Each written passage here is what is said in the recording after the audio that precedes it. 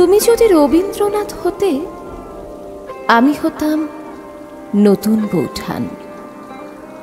সূর্যাস্ত জোড়া সাকর ছাদে বৈশাখী ঝড়, নতুন বাঁধা গান। তোমার তখন 23-24, তোমার গায়ে পিরান দুধ সাদা। সকালবেলা ভৈরবী সুর বাজে, বাঁধানো ঘাটে বজরাটিও বাঁধা। নদীর ঘাটে নুয়ে পড়েছে গাছ, জ্যোতি দাদাও ব্যস্ত যথারীতি। সারা দুপুর দুজনে মিলে ভাবি কবিতা লেখার নানান রীতিনীতি।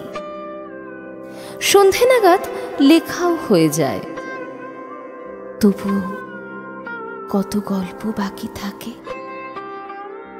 যখন তুমি বিলেত গিয়েছিলে, সারাটা পথ মনে করতে কাকে? দেখতে দেখতে তোমার নাম হতো উদীয়মান নবীন কবি বলে।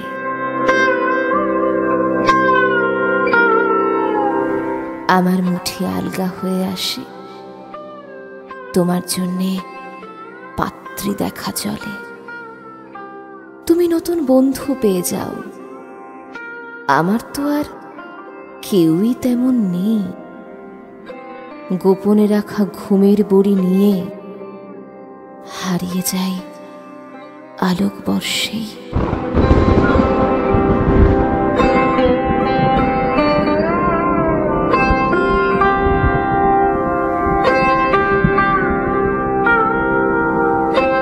সেই ঘটনার বছর দুয়েক বাদে তুমি আমার পরিত্যক্ত ঘরে এসে দেখতে ধুলো জমেছে কাঁচে।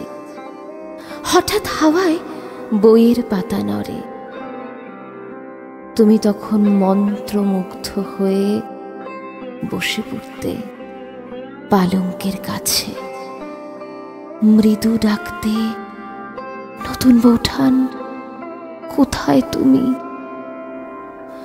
বারান্দার গাছে হাত বুলিয়ে জল ছিটিয়ে দিতে, আমি তখন আলোক বর্ষ দূরে।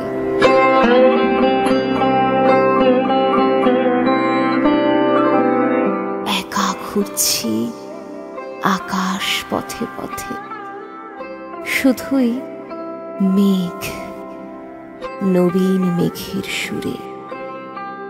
অথচ তুমি জোড়াসাঁকোর ঘরে বসে ভাবছ তোমার বৌঠান কোথায় আছে। সত্যি আছে নাকি ভেবে তোমার কলম খরসান। তুমি যদি রবীন্দ্রনাথ হতে, তাহলে এক কিংবদন্তি হতো। বাংলা ভাষা, বাংলা কবিতায় আমি হতাম কাদম্বরীর মতো।